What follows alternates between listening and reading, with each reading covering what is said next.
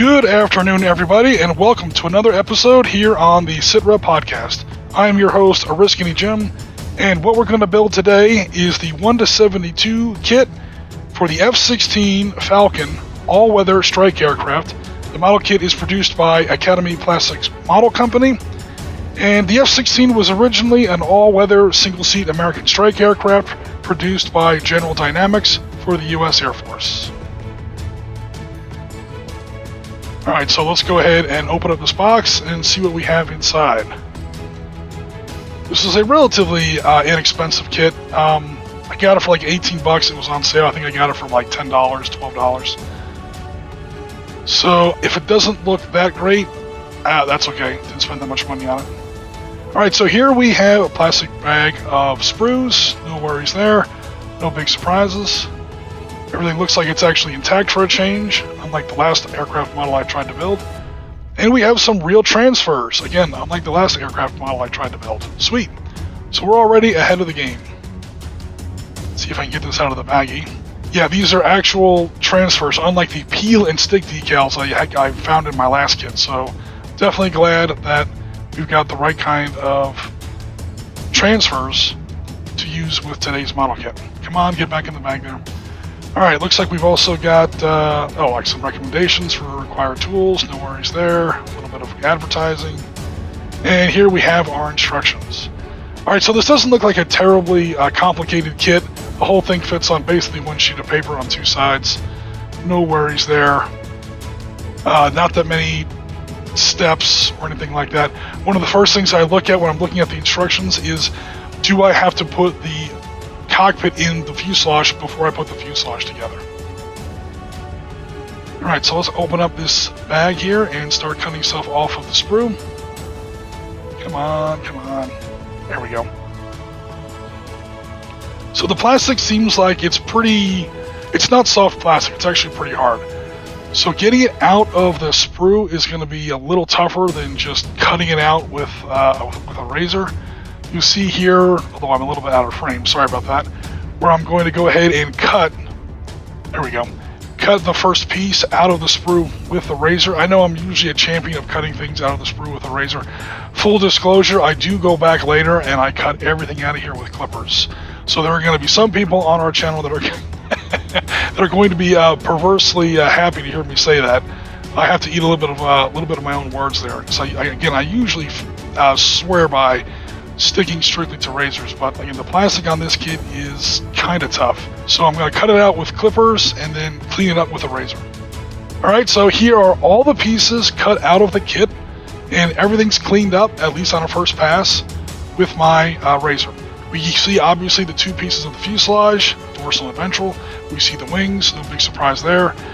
We see our tail fin, we see our elevators. We have plenty of ordnance. Looks like some GBU bombs. We also have external fuel tanks, landing gear, the little ventral fins that sit underneath the belly of the aircraft. So yeah, like I said, not a terribly crazy kit, but not bad either. Alright, so let's go ahead and build this kit. We're going to start off with step 1 on the instructions. We're going to glue the two halves of the fuselage together here. Now this is a spot of the model when you do like fighter aircraft models where you really have to be careful. You really want a clean joint here. I have, full disclosure, ruined more than my fair share of models by not doing this right. We also see here a little bit of the cockpit assembly. It's pretty simple. And I did have to make one piece on my own. I checked the sprue 20 times. I did not find that piece for the instrument panel, so I had to make my own out of cardboard. So not 100% on the completeness of the kit, but that's okay. That's what kit patching is for. So this is the piece that is pretty much the front of the instrument panel of the aircraft. If I can get it in there super quick. Alright, so that kind of just sort of hangs off of the front of the cockpit like so. And once I put the decal on there for the instrument panel, it won't be that bad. So yeah, we are technically missing one piece of the kit. Again, I did not see it on the sprue, and I did check it a bunch of times. No worries, I may have lost it here in my dad's shop, but we will improvise, overcome, and adapt, as they say. Right, now we're going to start to build the cockpit assembly. So first thing we're going to do is we're going to put the pilot where he goes, literally in the seat. So it's pretty simple, you just don't want him slouching in the chair. There we go. And again, we'll paint this separately from the rest of the model, and then we'll insert it into the fuselage later when it's ready to go. So we won't spray paint this or prime this and then try to paint the whole assembly while it's inside the fuselage. Sometimes the kit kind of requires you to do that. Thankfully, this is not one of those. So you see here where the floor, so to speak, of the cockpit. This is how it's all going to go together. And then here we go. Yeah, the pilot slides in there kind of like that once he's all put together. But again, we will save that for the end. In fact, we probably won't even get to it in this video because that's going to be after all the painting is done. Alright, so next thing we're going to do is put together this fuselage. Before we do that, we're going to put the floor of the cockpit into the ventral or belly side of the fuselage. So you saw there where I was pointing, there are two little studs, so to speak, that sort of show where the front of your cockpit floor is supposed to go. And yeah, you see where I kind of missed where the glue goes, so I didn't really put the glue in the right spot. It's not sticking at all. The glue's not even making contact with the plastic, so let me try that again. No worries there. It doesn't really fit in there in like an airtight sort of a finish. It kind of has to sit there on the two sides. So again, you're guided by those two studs there in the front, and you also want to make sure that that little cradle piece that you see there is what rocks the seat, the pilot seat, back at a slight recline. Give me a moment to clean up a little bit of this extra glue. So you will notice, of course, that this is a single-seat aircraft. This is the F-16A, was the original single-seat aircraft built by General Dynamics for the U.S. Air Force. Eventually, this would be taken over by Lockheed Martin, I think, and it would wind up in the air forces of 25 different nations. So here we finally got the cockpit in there correctly. Now we're going to go ahead and try to glue the two sides of the fuselage together. So yeah, the F-16B winds up being the two-seat version. I think the C and the D are the most common versions used around the world. That's where you get into the Block 25, the Block 50, 52, and so on. There's an N variant, interestingly, that is used by the U.S. Navy, sort of an adversary squadron aircraft. So if you go to Top Gun and they don't put you up against A4 Skyhawks anymore, like we see in the movie. You back in the day, you might have been going up against F-16s. Okay, so now we're at the moment of truth. We want to get this as smooth and as clean as possible. If there's any problem with it, there's always sanding, and there's always putty to fill in any gaps. But you really want to get that sleek, smooth finish that you want for a fuselage aircraft. It's fine if it doesn't always work with tanks or self-propelled artillery pieces or things like that, but for aircraft, it's supposed to look pretty smooth and clean. So I'm sort of pinching these parts here by the tail to make sure everything glues together correctly. Just holding it for a second while the glue sort of takes hold. Alright, that's looking a little bit better. The nose is holding together well. That's probably the most important part that people are going to be seeing the most often. And alright, it's not looking too bad. Not looking too bad at all. Alright, so there's the basics of our fuselage put together. Alright, now I'm going to put the nose, or start putting the nose on here. Alright, it doesn't look like it matches up 100%. There might be a little bit. Oh, look at that. It holds on there without any glue. Barely. Alright, so full disclosure, there's going to be a little bit of putty on this part because, as you can see, the two halves of the fuselage do not really line up, and once you don't have a clean join surface, you see a little bit of a gap there. I'm going to have to fill that in with putty and clean that up as best I can. But again, for the price I paid for the model, it's not going to be too bad. Put on the very tip of the nose here. No worries there. Come on, get in there. Alright, there we go. So I'm going to get in there with a sander and a little bit of, see that gap there? With a little bit of sanding and a little bit of putty to smooth out those joint points a little bit. You can see where it doesn't quite look like it's 100% flush all the way down the front part of the fuselage, but no worries. Okay, here we are after a little bit of work with some sanding and some putty. No big deal. I just wanted to make sure that I got that overall line down the front end of the fuselage a little bit more smooth. All right, next we're going to put some wings on this bird. So one thing I do like about this kit is you'll see here the wings are not really symmetrical. That's a good thing. It makes it sort of impossible to put them on upside down or backwards, or put the wrong wing on the wrong side of the aircraft. I'm getting more and more of a feeling that this is a beginner kit. It probably was obvious when I opened up the box and found one page of instructions and 2 sprues of parts. Most higher end kits have a lot more than that. But you know what? These wings went on there really nice. Look at that. That's just dry fitting. There's no glue on there at all. Of course, I'm going to take these wings off, apply some glue, and put them on there properly. But so far, it's looking pretty good. All right, so here are the wings permanently attached. Now we're going to go to the tail fin, or the stabilizer. Again, if I misidentify any of these pieces, I'm not a pilot. I'm just putting together a model kit here, so I do apologize. But this one is really straightforward. There's no wrong way to do it.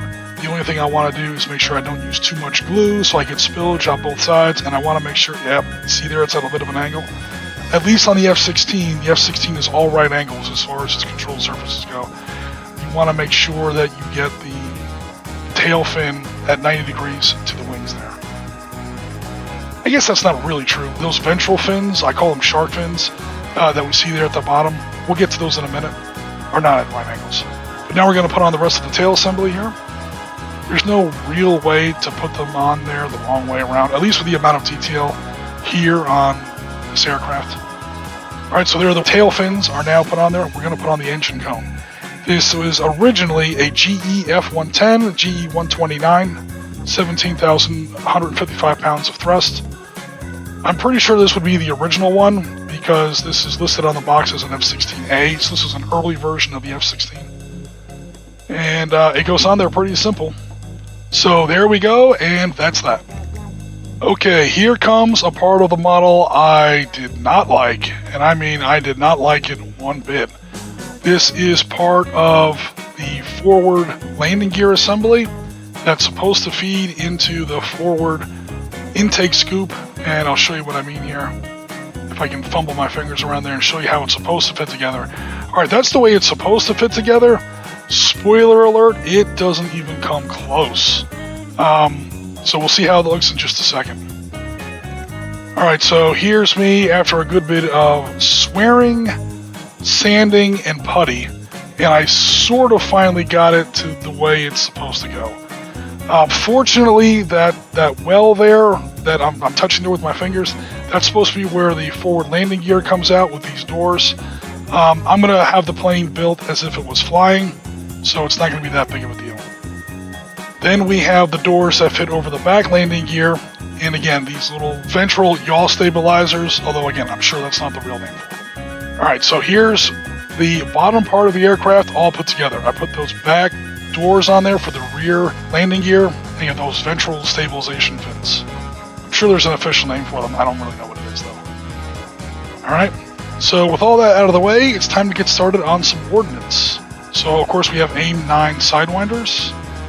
I'm not entirely sure what version of the Sidewinder this would be. It's all electronic, so you wouldn't be able to really tell. Some ECM pods. I'm not sure. I think those are AN ALQ 184s. So I'm going to go ahead and put them on first because they're kind of the easiest ones.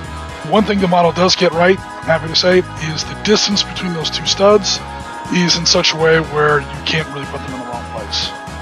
So, especially if I can get it in frame there. There we go. So again, these aren't really weapons, these are more ECM pods. We're going to go ahead and put those in place, or at least the first one. And again, you can see here where the AIM-9 Sidewinder, short range, infrared, air-to-air missile goes on the wingtips here. We're going to go ahead and put those on next. Those are pretty straightforward. You just got to make sure that you have the piece cleaned, and especially that little stud that the missile sort of slaps onto. One thing to check, you want the tip. especially if you can get it to stick.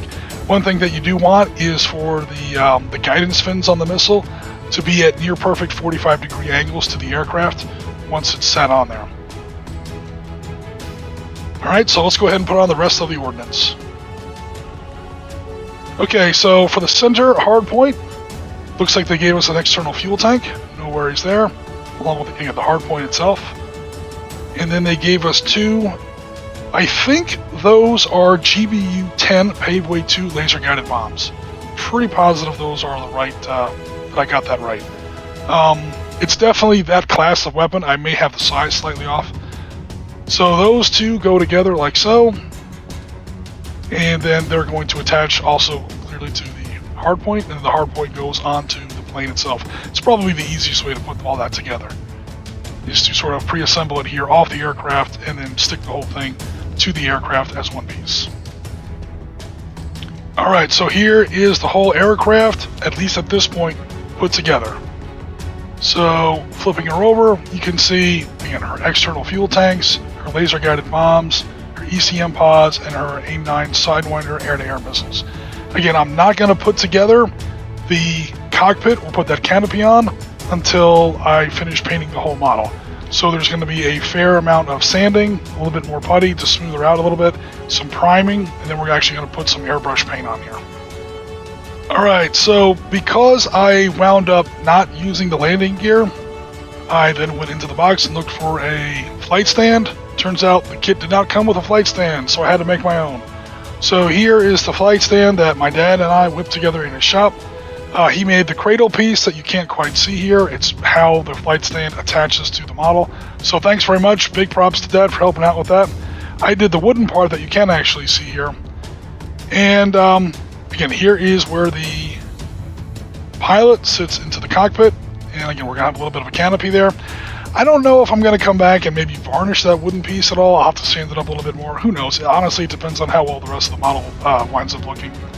But here's how she looks without the flight stand, at least at the moment. Again, she's not completely assembled yet.